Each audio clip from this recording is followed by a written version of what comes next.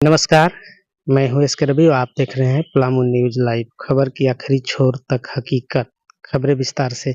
तो चलिए आज की खबर दिखाता हूँ। ऐसा शख्स जो 42 वर्षों से विकलांग हैं और उनके पास आज तक किसी जनप्रतिनिधि देखने तक नहीं आए हैं। आज तक अपने इलाज में उन्होंने जो पूर्वजों के द्वारा अर्जित किया गया था ज़मीन, उसे बिक्री कर उन्होंने इलाज करा रहे हैं। चलिए आज मिलाते हैं उस शख्स से। ये उनका घर हुआ और ये घर है उनकी पत्नी के नाम से, जो पीएम आवास यशस्वी प्रधानमंत्री नरेंद्र मोदी जी जो दिए हैं, उनकी पत्नी के नाम से ये आवास मिला, वही आवास में रहते हैं। चलिए मिलाते हैं नरेंद्र सिंह जी से, जिनका घर नौडिहा में है, जो पलामू जिला के पाटन थाना क्षेत्र अंतर्गत आता है। ये हुए नरेंद्र सिंह जी। चलिए आपको मिलाते हैं, जो भारतीय जनता पार्टी का 42 वर्षों से लगभग 42 वर्षों से कार्यकर्ता रह चुके हैं और अभी तक इनके पास किसी भी दल का, भारतीय जनता पार्टी हो या राष्ट्रीय जनता दल हो या जेएमएम हो, कोई भी पार्टी है, किसी भी जनप्रतिनिधि, विधायक, सांसद, मुखिया, कोई भी व्यक्ति सुध लेने आए नहीं है। किस हाल में ये हैं अब आपको दिखाते हैं। क्या नाम हुआ आपका? मेरा नरेंद्र सिंह, ग्राम नौडिया, पाटन थाना पलामू के निवासी हैं। 100% विकलांग हैं और मृत्यु पश्चात में अपने अंग दान कर चुका हूं और 2 साल से करीब मैं कैंसर पीड़ित हूं। आरएमसीएच रांची से रोहित कुमार झा के नेतृत्व में मेरा एक ट्रीटमेंट चल रहा है, पर मैं दवा जो लेता हूं मैं अपने खर्चे पर ही लेता हूं और इसी वजह से अपना जीवन एक छोटी मोटी दुकान करके अपना समय बिताने के लिए व्यतीत कर रहा हूं आजकल 36 वर्षों से। आपका एक्सीडेंट कैसे हुआ था और कब हुआ था? मेरा एक्सीडेंट दिल्ली में 8:35 रात में डीटीसी के बस 3 व्हीलर में मार दिया था। जब से स्पाइनल इंजरी हो गया और मेरा पूरा बॉडी काम करना बंद कर दिया। 29 जनवरी 88 की बात है। तब से मैं इसी अवस्था में हूँ और जो भी है मेरे आगे मेरे बाल बच्चे नहीं है, मैं और मेरी बीवी है, बस 2 ही है। इसके सिवा अपना किसी प्रकार से जीवन पार्जन कर रहा हूँ। बाबा दादा के कुछ संपत्ति थे जिसको जमीन को बेचकर अपना ट्रीटमेंट करा रहा हूँ और चल रहा हूँ और इसके सिवा मुझे कोई सरकारी सहायता नहीं मिली है या अभी आयुष्मान कार्ड से मेरा ट्रीटमेंट भी नहीं चल रहा है, क्योंकि कार्ड को तरह तरह लोग बोलते हैं, तो काम नहीं चल पा रहा है, तो क्या कर सकते हैं। तो जमीन बेच करके उसका अपना ट्रीटमेंट करा रहा है, अपना घर को चला रहा हूँ। दुकान से जो भी आ जाता है नीमक तेल का खर्चा चल रहा है मेरा। सब मिलाकर अच्छा खासा है, कोई दिक्कत नहीं है। अब उस दिक्कत मानेंगे तो कौन हमारा समस्या हल करेगा? कोई तो हल करेगा। हल तो मुझे ही करना जब मेरे पीछे कोई ये नहीं है। इसलिए मैं यहाँ तो बहुत जनप्रतिनिधि लोग से बहुत उम्मीद लगाया था, बहुत लोगों को फोन करता हूँ, बहुत लोगों को बताता हूँ अपने बारे में, लेकिन मदद करने के लिए कोई नहीं आता है। अभी पलामू में ही नहीं, भारत के कुछ ऐसे राज्य हैं जहाँ पे लोकसभा का चुनाव हो रहा है और पलामू में भी हो रहा है। अगले 13 तारीख को यहाँ मतदान होना है। तो आपके पास अभी तक कोई जनप्रतिनिधि मुलाकात किए या नहीं किए? अभी तक कोई जनप्रतिनिधि मुलाकात भी नहीं किए। मैं बहुत ही आशावानी थी कि 4 तारीख को हमारे देश के यशस्वी प्रधानमंत्री नरेंद्र मोदी जी, जो मेरे नाम से ही प्रचलित है, मोदी है, मैं चौहान राजपूत हूँ। बहुत खुशी हुई कि नाम दोनों का एक ही है, कि कुछ आके पलामू के लिए बोलेंगे। लेकिन आने के बाद मंच से जब उनका लाइव में जब देख रहा था अपने मोबाइल पर, तो नजर आया कि बस गोड़ लागी, प्रणाम करे थी, करने के बाद 25 साल के साइकिल के उन्होंने ये किया, उससे मेरा मन छू हुआ। हमें क्या चाहिए? हमें सिंचित जमीन चाहिए, हमें सिंचाई की सुविधा चाहिए पलामू में, हमें अच्छी शिक्षा चाहिए, हमें अच्छा स्वास्थ्य सेवा चाहिए, रोजगार चाहिए बच्चे लोग को, जो कि कल के रोजगार जो बच्चे लोग मिलिट्री में, आर्मी में जो भी जाते थे, उनकी 20 साल 25 साल की नौकरी थी, जो 4 साल कम कर अग्निवीर के रूप में दे दिया गया। वो बहुत ही मेरे दिल को काटा चुहा है कि हमारे बच्चे किस तरीके से ट्रेनिंग करते हैं और ट्रेनिंग लेने के बाद क्या उनको नौकरी मिलती है 4 साल के? इससे ज्यादा कुछ नहीं कर सकते। बहुत सी बातें होती हैं, दलगत भावना से मैं उठ करके बात कर रहा हूँ। आज उग्रवाद क्यों है? शिक्षा की कमी की वजह से उग्रवाद है, बेरोजगारी की वजह उग्रवाद है। आज हम अपने भाई अपने बेटे को ही उग्रवादी कर देते हैं, उनको हत्यारा बना देते हैं। 2 पैसे के लिए कहीं बच्चे जाते हैं, कोई हथियार धरा देता है कि लो 2000 दे देंगे, मर्डर कर दो। ऐसा समस्या आ रहा है, तो इस समस्या कौन निदान करेगा? हमारे यहाँ पर जिला अध्यक्ष बनने के लिए हर पार्टी में लोग बेचैन हैं, जिला अध्यक्ष बन जाएंगे, हम अफसरों के पास जाएंगे, बैठेंगे, हमारी थोड़ा मान मन। लेकिन क्या किसी गरीब के घर में वो झांक के देखते हैं कि इसके घर में रोटी कैसे चलेगी? कोई जिला अध्यक्ष ये बता दे कि किसी गरीब के घर में गए हैं? कहीं गए? मुझसे कौन गरीब होगा? ठीक है, मैं मेरे कुछ दोस्त हैं, कुछ रिश्तेदार हैं, सभी सभी सुखी संपन्न हैं, कुछ हमें मदद कर देते हैं, कपड़े लता कपड़े भेज देते हैं, सब भेज देते हैं, हम देखने में अच्छे लगते हैं। लेकिन रह गई बात कि हमारे पास कौन आने वाला है? क्या आपको कमी है, क्या कमी नहीं है? मैं इलाज के लिए जब रांची से आया तो मेरे पास पैसे नहीं था, तो मैं यहाँ के स्थानीय विधायक पुष्पा देवी के पति मनोज भूइया को फोन किया, भाई ऐसा ऐसा बात है। तो ठीक है भैया, थोड़ा बिजी है, हम बात में बात करेंगे। बिजी अभी तक उनका फोन में जब लगाता हूँ तो बिजी आता है, मेरे से कोई बातचीत नहीं होती। तो किस प्रतिनिधि जब विधायक नहीं सुनता है, संसद को हमने कभी देखा नहीं कि संसद कभी हमारे गांव नौडीहा में आए हैं। हमारे बगल में पाटन प्रखंड में उन्होंने किशुनपुर गांव को गोद भी लिया। कितना विकसित गांव हुआ किशुनपुर गांव, ये तो खुद पता करें। बीजेपी के लोग बड़े जो आते हैं, प्रभारी लोग कहाँ जाते हैं? केवल जिला से उठ के चले जाते हैं कि हम प्रभारी बन के आए हैं पलामू में, तो क्या कर रहे हैं? तो ये आहत ही तो है। मैं 1983 में साहेब सिंह वर्मा जो बीजेपी के मुखर नेता थे, दिल्ली के मुख्यमंत्री भी रह चुके हैं, उनके माध्यम से मैं अटल बिहारी वाजपेयी के चरणों में Ashok 5 star hotel Ashoka hotel में जाके मिला हूँ, उनके चरणों में बैठा हूँ। उनके ही निर्देश पर आज तक मैं समाज सेवा के भी इस हालत में भी करता हूँ कि व्हील चेयर से चलने के बाद भी किसी को मेरे से मदद हो जाए तो मैं मदद करने की कोशिश, मुझसे ना हो 1 रुपया देने की, मैं किसी दूसरे को हाथ जोड़ करके कहता हूँ भैया 2 रुपया मदद दो, इसको मदद हो जाएगी। हमारा यही दिनचर्या है, इसके सिवा कुछ नहीं। न मैं तो धरती पर कुछ लेकर के आया हूँ, न लेकर के जाऊंगा। आपने अटल बिहारी वाजपेयी का नाम लिया, उनसे आप मिले, तो क्या आपको कुछ उपदेश दिए थे क्या वो? बिल्कुल उपदेश एक ही चीज दिए थे जो कि मेरा अभी तक चल रहा है कि बेटे एक बात बताओ, तुम आज जमींदार घराने से मेरा पूरा परिचय ले लिया है कि तुम कहाँ से हो, कैसे, परिचय लेने के बाद तो जमींदार घराने से दिल्ली में क्यों ऑटो रिक्शा चलाता है? तू कहता है कि हम कभी वो सर पे नहीं काम मिलता है, ऑटो रिक्शा कभी नहीं मिल जाता है, तो हम जो सो के सीमेंट के बोरा भी कपार पर ढोते हैं, भूखे नहीं सोना चाहते हैं। तो जब इतना संघर्ष क्यों आया, तू अपने घर में रहता है, ऐसा करता? तो हम बोले कि नहीं, हम कुछ सीखने आए हैं, हम पढ़ाई भी ज्यादा नहीं किया है। तो बोले कितना पढ़ा? तो मैं कि 9 मैट्रिक हूँ, बोर्ड का पेपर नहीं दिया था। मैं भाग के पैसे मिला, मैं भाग के दिल्ली आ गया। दिल्ली में आकर के मैं कुछ सीखना चाहा। आप जैसे बद दीजिए तो आप हमको संदेश दें कि हम किस तरीके का अपन जीवन व्यतीत करें। हमको दौलत से कोई अथी नहीं है, हम दौलत को चाहते नहीं है, केवल जी अपना हाथ और पैर सही रहेगा तो मैं कमा के दूसरे को भी खिला सकता हूँ। उन्होंने कहा कि बस तुम न कुछ लेकर के आए हो न लेकर के गए हो, बेटा जन सेवा में अपने जीवन। तो आज तक मैं अपने जन सेवा में ही जिंदगी दे दूं। बाकी हमारे गांव के लोग तो मुझे कुछ भी कहते हैं, हम पे बहुत सा इल्जाम लगाते हैं, क्योंकि घर के मुर्गी दाल बनाओ तो इल्जाम लगेगा गांव में ही। लेकिन बाहर बाहर मेरी नाम है, पहचान है। आज बीजेपी के कोई ये नेता नहीं कह सकता है, जो प्रभात भूइया हो, जो कि अभी संसद के दावेदारी में था, उनको टिकट नहीं मिला, या ममता भूइया भी संसद के दावेदारी में थे, उसको टिकट नहीं मिला और राजद में चले गए। अब अभी बीडी राम को टिकट मिला, भूरन भूइया भूरन राम भी राजद से इस्तीफा देकर के बीजेपी में आया कि हमें टिकट मिला। कभी किसी को टिकट मिला जो करने वाला था, जो गरीब के घर में जाने वाला था, प्रभात भूइया, हम उस व्यक्ति को जानते हैं पर्सनली, वो जाने वाला व्यक्ति था, लेकिन उसको हम लोग पूरा था 100% था मेरे मन में कि उसको टिकट मिलेगा, लेकिन नहीं मिला। कोई बात नहीं, वो तो पार्टी का सवाल है, मैं पार्टी का कोई अथी तो नहीं, मैं सदस्यता लिया हूँ और आदमी हूँ। आज मेरे घर में मेरे मोबाइल पर मैसेज आता है, उससे बड़ा तकलीफ होती है। तकलीफ ये होती है कि जो आपको पत्नी का क्या नाम बोले, संध्या दे, उनके नाम से प्रधानमंत्री आवास योजना मिला, बिल्कुल मिला है। गैस उज्ज्वला मिला, बिल्कुल मिला है। तो ऐसा है कि ये प्रधानमंत्री का गारंटी का योजना था, आप वोट उन्हीं को दीजिएगा। हम कहे कि आपकी कथन सत्य है, लेकिन मेरा भी कुछ तथ्य है। तो क्या तथ्य है? मैं 100% विकलांग हूँ, मैं कैंसर पीड़ित हूँ, मेरे पैसा नहीं है, इलाज कराने चाहिए, तो कौन कराए? कहाँ से फंडिंग? संसद के पास फंड होता है, विधायक के फंड होता है, क्या मुझे मिलेगा? तो उन्होंने इतने कह के फोन काट देते हैं कि बस हम अपने कार्यालय में आपका शिकायत दर्ज करा दें, यहाँ उनकी खाना पूरी पूर्ति हो जाती है।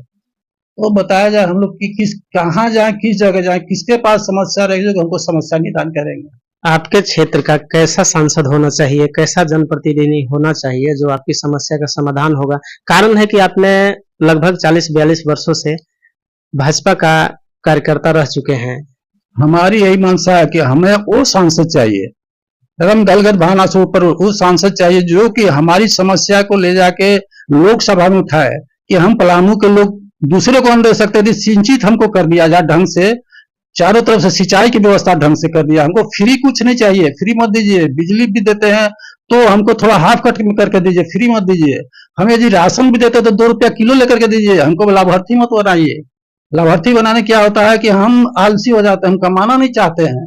आज 5 किलो के अनाज की आ रही है कि लाभार्थी 5 किलो देते हैं, तो कितना मिलता है? सच्चाई यह है कि 4.5 से 4.25 किलो से एक लाभों को ज्यादा अनाज नहीं मिलता है। कहाँ जाता है? हमारे प्रधानमंत्री जब आए थे पलामू में 14 में, तो बोले थे ना मैं खाऊंगा ना खाने दूंगा। ये कहाँ जाता है भाई? 750 ग्राम या आधा किलो कहाँ जाता है? खा ही तो रहा है कोई। हमें ऐसी चीज चाहिए। अब आइए आयुष्मान भारत पर हमारे प्रधानमंत्री का बहुत बड़ी अच्छा, बहुत मैं खुश हुआ कि 5 लाख एक गरीब का सेवा के लिए। लेकिन आज जाते हैं हॉस्पिटल, उससे पहले टेस्टिंग कराना पड़ता है हमको कि हमको बीमारी क्या है, टेस्टिंग का उससे नहीं पैसा कटता है। दूसरे बात जब हम भर्ती हो जाते हैं, वो चाहे तो सरकारी हॉस्पिटल हो या प्राइवेट हॉस्पिटल उसको लिया हो, तो वहां पर मरीज को ये नहीं बताता तुम्हें ये ट्रीटमेंट हो रही, ट्रीटमेंट में कितना दवा का खर्च हो रहा है, कितना लागत आ रहा है, आपके कितना पैसे बच रहे, कुछ भी नहीं। तो जब जनता जानेगी ही नहीं, जनता को कुछ पता नहीं कि हमारे में कितना पैसा खर्च हो रहा है, तो 5 लाख कैसे चल रहा है? 15 दिन 20 दिन इलाज हो गया, 5 लाख हो गए। तो आप कहते हैं कि 55 करोड़ लोगों को मैंने इलाज करवाया। अरे भैया, तो सरकार का पैसा है, ये किसी पार्टी का पैसा नहीं है, किसी फंडिंग का पैसा नहीं है। तो जनता को तो जानना जरूरी है। जो वोटर आज ठेपा लगा के प्रधानमंत्री बनाता है, गृह मंत्री बनाता है, सारा मंत्रालय को कार्य भर देता है। आज हमारे पलामू के या कहीं क्या मेरे देश के कहीं मजदूर जाके इतना हाई फाई लोकसभा बनाया, तो क्या मजदूर ने बनाया है ना, कि वहां पर बैठने वाले एसी वाला बना है। आज उनकी तनख्वाह बढ़ रही है, संसद विधायक को तनख्वाह जो हवा में चला जा रहा है, बढ़ रहा है। लेकिन एक गरीब का कितना तनाथी आता है, रोज का मजदूर 350, 400 नहीं पार कर पाता है। बताइए, तो गरीबी मेरे देश से कैसे हटेगा? आप हम कहते हैं कि हम विश्व में ये है वो है, चलिए मानता हूं सब कुछ है। गरीब को नहीं चाहिए, गरीब को क्या चाहिए? उसको रोजगार चाहिए, ताकि वो माटी कोड़ के, कुदाल चला के माटी कोड़ करके खाएगा। आपने अभी तक कोई नाम उजागर नहीं किया, हमने सांसद का नाम जानना चाह रहा हूँ। आखिर इस क्षेत्र का कौन ऐसा नाम होगा जो इस क्षेत्र का विकास करेगा? नाम तो जो अभी लड़ाई में जो है, अभी तो लड़ाई में जो भी है उसमें जो हमको बेटर लगता है, मेरी ये नहीं है कि मैं कह दूं कि उसको दो, उसको तो बेटर लगता है। बेटर में 2 ही आ रहे हैं, बीडी राम भी के नाम आ रहा है, ममता भूया का नाम। आपका समर्थन कहाँ है? मेरा समर्थन अभी फिलहाल जो है ममता भूया की तरफ जाएगा। आखिर कारण क्या रहा कि आपने भाजपा छोड़ दी? नहीं, जब भाजपा नहीं छोड़े, समर्थन रहेगा। भाजपा थोड़ी छोड़े, मैं कैडर हूँ, उसका वोट हूँ, उसका जाए। लेकिन मैं समर्थक हूँ उसका, इसलिए समर्थक हूँ क्योंकि घर घर में जा रही है, हर जाति के घर में बैठ करके वो बात कर रही है, अति के बाप ने मुद्दे को उठा रही है कि हम क्या करने आए हैं। बीडी राम में क्या कमी रहा? क्या कमी अभी तक उनको, तो अभी आप उनका प्रचार भी देखिए तो कहीं आपको सीमित है। मैं तो बोल रहा हूँ कि नोटिया गांव में वो आए कि नहीं आए, क्या हुआ, तो कभी सूद लिया? मुझे जानते हैं, जब वोट होता है तो फोन पर मेरी बात 1-2 बार फोन से हुई है दूरभाष से, लेकिन जब मुझ तक आइएगा तब ना पता चलेगा, क्योंकि मैं आपके पास जाने लायक नहीं हूँ। आप मेरे पास 2 आदमी रहेंगे जब ना मेरे व्हीलचेयर को धकड़ के ले जाएंगे आपके पास। तो ये सारी प्रॉब्लम है। प्रॉब्लम हमें चाहिए एकदम जुझारू नेता। पलामू के धरती पर ऐसा आग लगे, धरती का ऐसा बात उठे कि पलामू से पूरा भारत में जाके गरीब, हमें पलामू के लोग को मूर्ख लोग भी कहते हैं, ये भी मैं जानता हूँ, कान में आता है कि मूर्ख कहते हैं, लेकिन पलामू के लोग जैसे यहाँ से जितना भी है यहाँ से उखाड़ उखाड़ के ले जाते हैं। बहुत बड़े के बिजनेसमैन यहाँ लगे हुए हैं। तो हमें गरीबी मिटाने के लिए क्या कीजिए? अभी तक देखिए जितना भी ये अभी चल रहा है, मैं टीवी में डिबेट एक ही चैनल देखता हूँ। उस डिबेट में क्या आता है कि बस नेताजी बैठ जाएंगे, 4 दल 5 जन के जो भी है प्रवक्ता बैठ जाएंगे, एक दूसरे पर ऐसे शब्द को यूज करे, दोगलेपन, तो ये है तो है वो है, इसके सिवा मुद्दा कुछ नहीं है। अभी तक आपके पास 1988 में आपका रोड एक्सीडेंट हुआ दिल्ली में, उसके बाद अभी तक आपके पास किसी पत्रकार संवाददाता आए हैं या नहीं आए हैं और आपकी समस्या को दिखाए हैं कि नहीं? मेरे पास कोई नहीं। मैं जब कभी अपना कार्यक्रम, सामाजिक कार्यक्रम कचहरी वगैरह में किया हूँ, वहां पर हमारे पत्रकारों से भेंटा, मेरे पर्सनली मेरे घर में किसी पत्रकार या कोई मेरे पास नहीं है, क्योंकि उनकी भाई पत्रकार को तो मैं महान मानता हूँ। पत्रकार चाहे तो लिख से ला कर सकता है, मैं तो उनको दाद देता हूँ, लेकिन जब मेरे तक पहुंचे नहीं तो हम अपने शब्दों को कहाँ रह सकते हैं। यदि आप में ये बहुत है कि आपने कहाँ से मुझे खोज की, किसने आपको कहा, ये आपकी बड़प्पन है, मैं मुझ तक पहुंचे हैं, मैं इसके लिए बहुत बहुत धन्यवाद दूंगा। स्वास्थ्य कार्ड तो बना दिया जाता है, लेकिन कितना खर्चा हो रहा है या नहीं हो रहा है, कैसे हम जानेंगे? आपके कहने का मतलब क्या है? विस्तार से बताएं। विस्तार से यही है कि खर्च आना चाहिए, मरीज को ब्यौरा मिलना चाहिए, मरीज को सही जगह पर ट्रीटमेंट होना, सही ट्रीटमेंट होना चाहिए, तभी तो लोग जानेगा। हमें मानो जो आज आज पलामू में जो हॉस्पिटल है, यहाँ से कोई भी मरीज आता है एक्सीडेंटल तो उसको तुरंत रेफर किया जाता है। क्यों रेफर किया जाता है? क्या यहाँ फंडिंग नहीं मिलता है? तो इसका फंडिंग का कौन हिसाब किताब लगे? यहाँ के मेरा प्रतिनिधि है तो हिसाब लगा कि मैं जात के हिसाब लूंगा। प्रतिनिधि चाहिए, सांसद को चाहिए, विधायक को चाहिए, वहां के मेयर को चाहिए, या फिर जो वहां जो मुख्य अध्यक्ष जो बने हैं हर पार्टियां का, वो सबको चाहिए कि हम अपने जिला को कैसे करें कि हमारा मरीज यहाँ से रांची को ना जाए। ये सब व्यवस्था होनी चाहिए ना। ममता भूया पलामू से सांसद बन जाएगी तो जो समस्या से पलामू जूझ रहा है वो समस्या मुक्त हो जाएगी। समस्या मुक्त यदि नहीं कर पाएंगे तो फिर तो जैबे न करेंगे। आखिर वो भी तो बाहरी है। यहाँ का लोगों का कहना है कि लोकल क्षेत्रीय चाहिए जनप्रतिनिधि, तो ममता भूया भी तो बाहर की है, कैसे विश्वास करें कि वो विकास करेगी?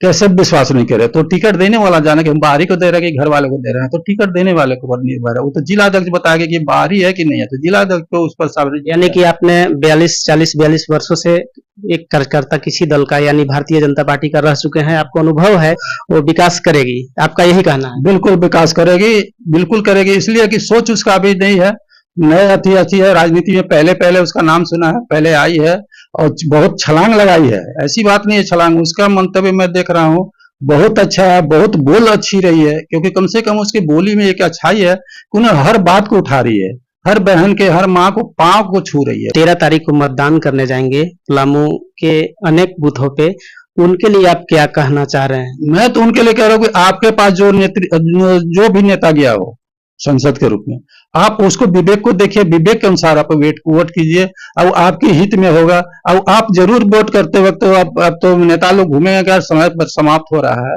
लेकिन इतना जरूर पहुंचाइए बात उनको लोगों से कि हमारे समस्या को कैसे निदान हो। समस्या आप निदान कीजिए जाकर के। समस्या जटिल है, बहुत सारी समस्या जटिल है।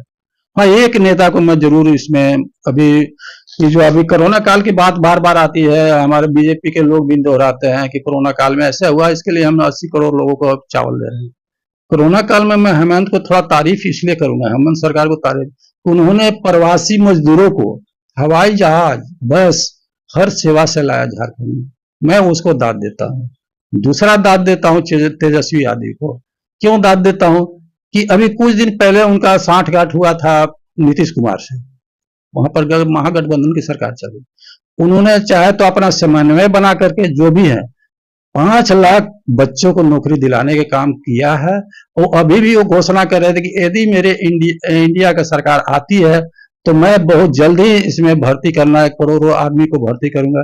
तो 1% उम्मीद जगी है कि उनसे ऐसा उम्मीद है कि हमारे बेरोजगार लड़के को सही दिखाएंगे, और अग्निवीर वाला का जो 4 वर्ष का है उसको खत्म करके, और मैं जो है सो के पूरा जो पहले चल रहा था कार्यकलाप उसी को चलाऊंगा। मैं उसको धन्यवाद देता हूँ, आशीर्वाद भी देता हूँ कि ऐसा करके वो भारत में जरूर नाम कमाएगा, लेकिन भ्रष्टाचार से दूर रहे। तो भ्रष्टाचारी, परिवारवादी और यही सब हो रहा है। मुद्दा कोई नहीं, अभी मेरे नेताओं के जहन में यही चल रहा है, परिवारवादी, भ्रष्टावादी और फला, इसके सिवा डिबेट में कुछ नहीं आता है। हम लोग मुद्दे चाहते हैं, हमें नहीं चाहिए। वंदे भारत में कौन बैठेगा? हमारे जैसा मजदूर बैठेगा? हाईवे पर कौन चलेगा? क्या मेरे पास कार है कि हाईवे पर चलूंगा? इस सब में पैसे खर्च हो रहे हैं, बहुत खर्च हो रहे हैं। हवाई जहाज की बात आती है, कि हमने ये बना दिया, हवाई अड्डा बना दिया। अरे नहीं, हमको गरीब को सब कहाँ से दीजिएगा? हम लोग गरीब नहीं जा सकते। हमें संपूर्ण यही बनाइए, कुदाल से माटी कोड़ने का काम दीजिए। हमें रोजगार चाहिए, हमारे बच्चों को सही शिक्षा चाहिए, हमें अच्छा स्वास्थ्य चाहिए, इसके सिवा हमको कुछ नहीं चाहिए। आपने कहे थे कि पूर्व प्रधानमंत्री अटल बिहारी वाजपेयी से हमारी मुलाकात दिल्ली में हुई थी, उन्होंने कुछ उपदेश आपको दिए थे, अभी तक आपने नहीं कहा, आखिर क्या वो कहे थे? उपदेश तो थोड़ा बताया आपको कि जब मैं साहेब सिंह वर्मा के साथ में उनके पास गया, जब वो कोई चर्चा में बैठे हुए थे 5 स्टार होटल अशोका होटल के अंदर, मुझे वहां लेकर के गया, मैं गया, उनको चरण पकड़ा, उनके चरणों में बैठ गया। बैठने के बाद मुझे परिचय लिया, तुम कहाँ? मैं बताया कि मैं उस वक्त बिहार था, मैं बिहार का रहने वाला हूँ। नरेंद्र सिंह नाम है। कौन? नरेंद्र सिंह राजपूत का कैटेगरी बताओ। नरेंद्र सिंह चौहान। ठीक। ऐसा है कि तुम दिल्ली में क्या करते हो? हम बताए, हमारा थ्री व्हीलर चलाते हैं और जो एक दो काम ऐसे भी कर लेते हैं। तभी तुम्हारी आयु हो, तुम्हें पढ़ना चाहिए कि हम नहीं, पढ़ाई हमारी नहीं कहीं कर पाया कि हम पढ़ने के सक्षम नहीं थे, हमारा दिल पढ़ने में नहीं लगा। हम सोचे कि बाहर निकले तो कुछ टोट ले, तो तुम घर पे क्यों नहीं रहा? तुम तो अच्छे घराने से आ रहे हो। हम कि सब ठीक है आपका, लेकिन मेरा मंतव्य कुछ और है। क्या मंतव्य है? मेरा मंतव्य है ना कि मैं दौलत से परेशान, मैं दौलत नहीं कमाना चाहता हूँ। भगवान के दिया हुआ दौलत है, मेरा जीवन पार हो जाएगा। बाबा दादा के पैर इतना जमीन गड़ा हुआ है। ओके, मैं पीठ ठोकूं? साफ है के बाद पोट ठोको? हाँ बोल, ठोक दीजिए। तो जाओ ना, तू कुछ ले करके आया, ना ले करके गया है, तो बस जनसेवा में लग जाए। अब आज तक मैं 22 साल की उम्र तक धरती पे चला हूँ। इसके बाद मैं व्हील चेयर पे चल रहा हूँ। मैं जन सेवा ही करने में ही अपना भलाई समझता हूँ, दूसरे के लिए जीता हूँ। अभी भी हमारे घर में पत्नी से नोक झोंक होती भी है थोड़ा बहुत, तो इसी के लिए मैं चल देता हूँ कहीं किसी के सेवा में। वो चाहे किस समय, मैं नहीं देखता किस समय किसको क्या मदद करनी पड़ेगी। चाहे वो डॉक्टर के पास जाकर के उससे 2 रुपया की भलाई करवा दूं, या किसी आदमी से 2 रुपया को, उसकी किसी लड़की के शादी हो रहा है, 10,000 रुपया कम पड़ रहा था, 10 दोस्तों से कह के उसको 1,000 500 करवा के दिलवा दूं। मेरी यही है। मेरे पास नहीं है कि मैं अपना फंड से, या मेरे पास पैसा है कि मैं दूसरे को देता हूँ, ऐसा कुछ नहीं। मैं दूसरे से करवाता हूँ। आपने जिंदा हैं तो सेवा तो कर रहे हैं, जनसेवा कर रहे हैं, लेकिन जानकारी हमें मिली है कि आप मरने के बाद भी कुछ सेवा करना चाह रहे हैं। आखिर वो सेवा क्या है? बिल्कुल, वो सेवा ये है कि जैसे मैं कभी दिल्ली में राष्ट्रपति एपीजे कलाम जो थे, जो मिसाइल मैन कहे जाते हैं, हमको मिल गए थे। उनका भी पैर छुआ। तो कुछ कहते कहते उन्होंने कहा कि अरे वो तो अच्छा लड़का है। उनकी थोड़ा सा आवाज इस तरीके की आती थी, बहुत महीनी, सबसे बोलते थे कि आपके कान तक सुनाई नहीं देता, बहुत अच्छा लड़का है। हम कि हाँ सर, कुछ आशीर्वाद दीजिए। न, तुम देश के लिए क्या दे? हम देश के लिए तो यही दे सकते हैं, जब मरेंगे हम तो अपना अंगदान कर देंगे। ये मेरा, अब मैंने कर चुका हूँ। वो पलामू में एक डीसी थे, रवि प्रसाद वर्मा, उनके समक्ष ये सवाल उन्होंने भेजा, जो कि अभी तत्काल में आरपी सिन्हा डॉक्टर है, उनके समय सिविल सर्जन थे पलामू में। वहां गए, उनको सब बोला, बोलने के बाद मैं अंगदान, ठीक है आपका मेडिकल टेस्ट हो जाएगा, आप अंगदान कर चुके हैं, आपका कोई दिक्कत नहीं है। आपकी जब जरूरी उस तरीका का होगा, हमको 6 घंटा पहले हमको इन्फॉर्मेशन मिलेगा, वो हो जाएगा। है ना? तो मैं अपना अंगदान करता हूँ। तो बस और क्या मेरे पास है? क्या कुछ भी तो नहीं है। ऊपर से लेकर के आया था मैं, क्या लेकर के जाऊंगा? अब तो मेरे बच्चे भी नहीं है, हम मियाँ बीवी दो हैं। पहले हम जाएंगे, मेरी बीवी जाएगी, कौन जाएगी? पीछे क्या होगा? ये तो किसी औरों को जागे। मेरी 2 बहनें हैं, दोनों सुखी संपन्न है, कहीं उन लोगों को कोई दिक्कत नहीं है। तो हमारे पास कौन है? तो किसी और के न होगा। मेरा जो भी है, ये चीज जो भी बना हुआ है, मेरे पास जो भी 2-4 रुपए का सामान है, वो सब दूसरे का ही, मेरा कुछ नहीं है क्या? मुझे तो कोई 4 कंधा लगा के दूसरा ही फूकेगा, मुझे तो अपना कोई है नहीं। इससे ज्यादा मैं क्या कर सकता हूँ? आपने देखा, एक ऐसा इंसान जिन्होंने जिंदा में तो जनसेवा किया ही, लेकिन मरने के बाद भी अपना अंग को दान कर दिया। ऐसे शख्स से क्षेत्रीय जनप्रतिनिधि को मिलना चाहिए।